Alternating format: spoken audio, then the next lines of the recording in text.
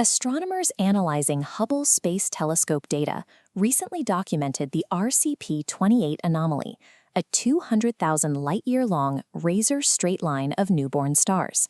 The standard explanation assumes a cosmic billiard game. The theory claims three invisible black holes collided, flinging one out via gravitational wave recoil, and that its gravity is now pulling gas together in its wake.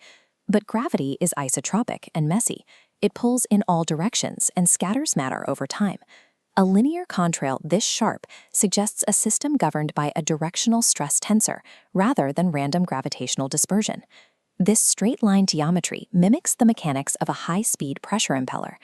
As a high-density core translates through a fluid matrix, it generates intense laminar shear, carving out an instantaneous trailing pressure deficit. The RCP-28 contrail follows the behavior of a fluid dynamic cavitation wake. The stars don't slowly drift together. They mechanically snap into geometric phase lock behind the moving pressure anchor. Understanding this requires eliminating the concept of an invisible vacuum or a background coordinate grid. Physical matter, whether plasma, rock, or water, represents formulated states of a single unified material undergoing mechanical pressure.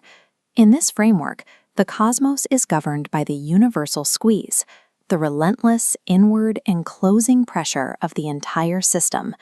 Every physical structure forms when internal kinetic agitation balances this inward crush. Matter locks into a high-tension acoustic shell, creating a static equilibrium bubble that holds its shape against the weight of the matrix. Mapping the universe as a hypertense pressure field allows us to evaluate cosmic structures through pure continuum mechanics, where every displacement is the result of a pressure gradient. As a high-pressure node moves through the cosmic substrate, it must mechanically displace the high-tension matrix.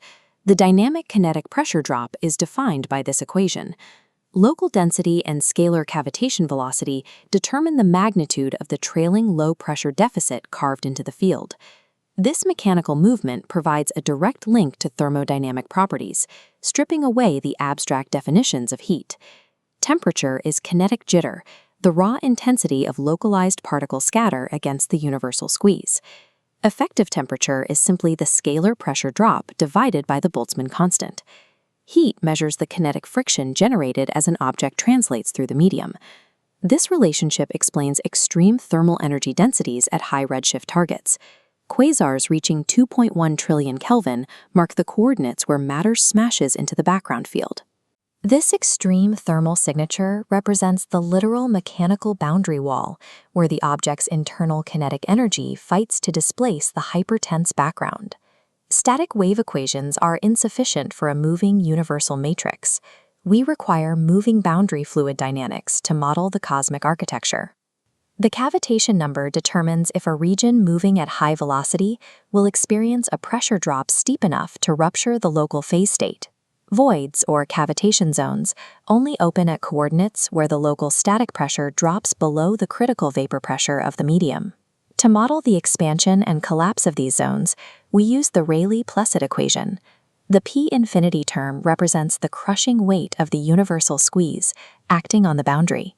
The boundary acceleration term carries a negative value, physically forcing the boundary inward, preventing core rupture.